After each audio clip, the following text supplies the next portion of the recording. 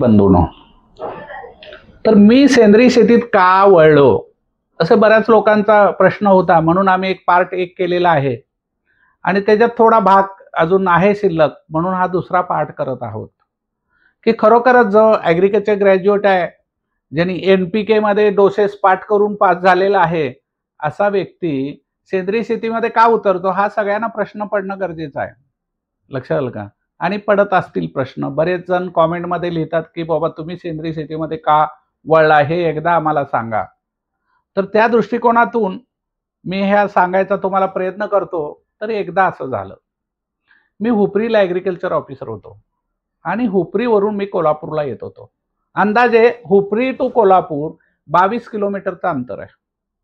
मध्ये एक पट्टणकोडोली म्हणून गाव लागतं. पट्टणकोडीला एक शेतकरी आमचे तळसंदेचे होते, ते रस्त्यात थांबले होते. मला बघितल्यावर मला म्हणले थांबा थांबा. रात्री 8ची वेळ होती. शेतकरी थांबा म्हणतोय म्हणून थांबलो. थांबल्यानंतर मला म्हणले दत्ताच्या देवळात पूजा आहे, बघायला येतं का? आता रात्री 8ची वेळ आहे, शेतकरी अडवून थांबतो, देवाला चल म्हणतो, नाही कसं म्हणायचं म्हणून मी त्यांच्या बरोबर गेलो.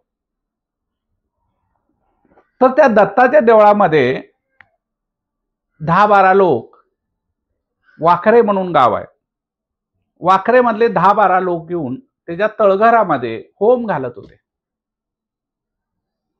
आता मी गेल्यानंतर तिथं मला म्हणले बसा. बसा म्हणल्यावर एकानं लाकडं सारली, म्हणले हे लाकडं पण टाक.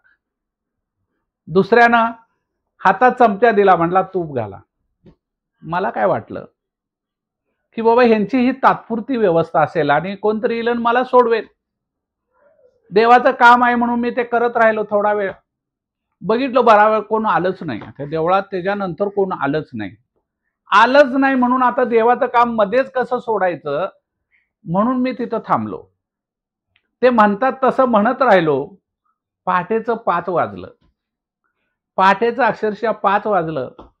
मग यांचा तो होमचा वगैरे कार्यक्रम संपलेला होता आणि त्यावेळी त्यांनी जेवण केलं होतं. भात आणि आमटी केलं होतं साधं.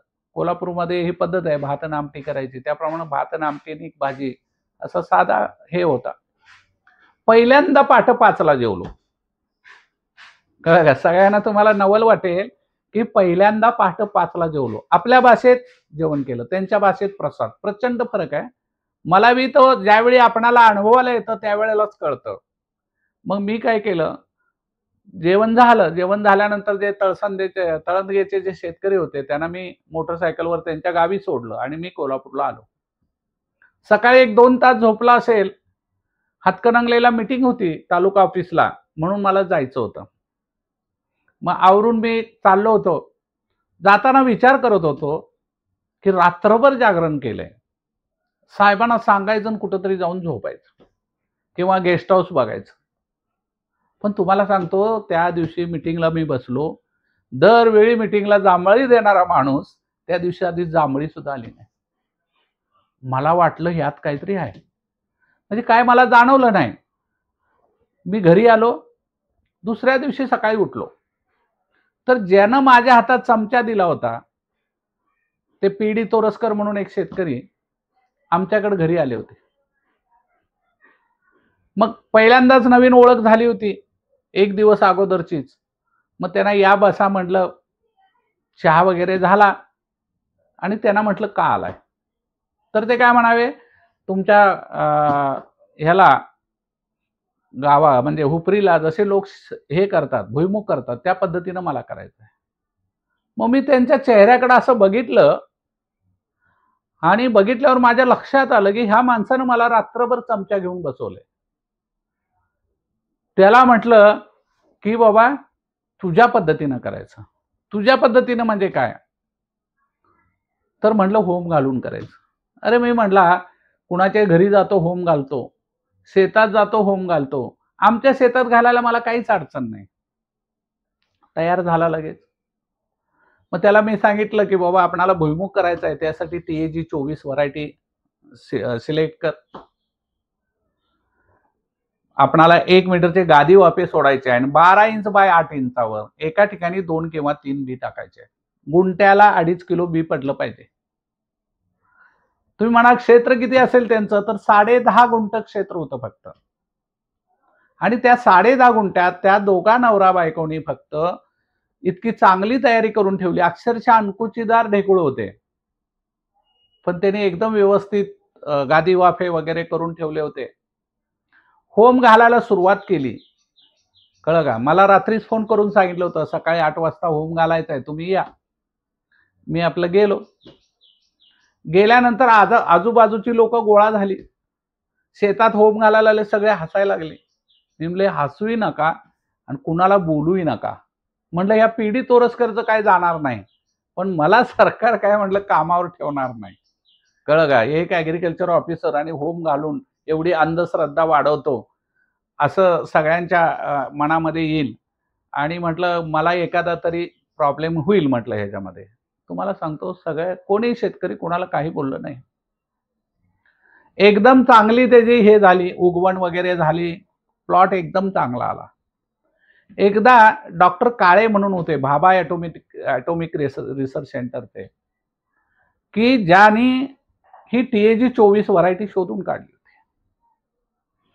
त्यांनी मला विचारलं, आता कोल्हापूरला आल्यामुळं कसं झालं, त्यांची व्यवस्था ठेवायची जबाबदारी माझ्याकडे होती आणि त्यामुळे माझी त्यांची ओळख झाली. ते मला म्हणले तुम्ही काय करता? मी म्हटलं करवीरला ॲग्रिकल्चर ऑफिसर आहे. तर म्हणले आमच्याकडे म्हणले TAG 24 आपली जी व्हरायटी आहे त्याचे काही प्लॉट आहेत का? मी म्हटलं माझ्याकडे एक प्लॉट आहे म्हटलं, चांगला आहे म्हटलं, सेंद्रिय पद्धतीने केलंय म्हटलं, होम घालून केलं म्हटलं तर मला वाटत नाही ते बघायला आले असतील. पण ते म्हटले चावया ते प्लॉट मला बघायचं. म्हटलं प्लॉट लहान आहे साहेब, असू दे म्हणले.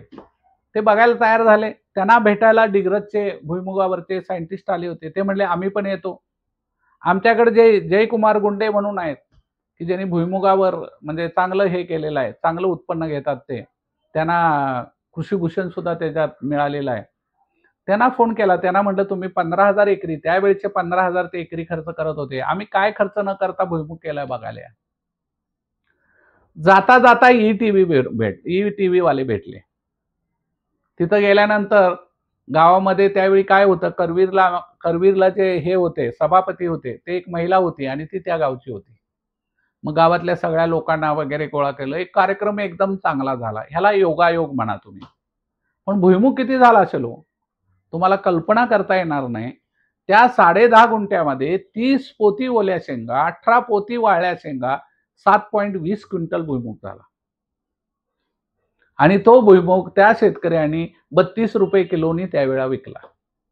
ही खरोखर फॅक्ट आहे. एवढाच भुईमुग आपल्याला 1 एकरमध्ये होत नाही. ह्याच्यात भुईमुगामध्ये फक्त बियाणाचं संख्या वाढवायला लागते. सोयाबीनमध्ये कमी संख्या असेल तर जास्त उत्पन्न येतं.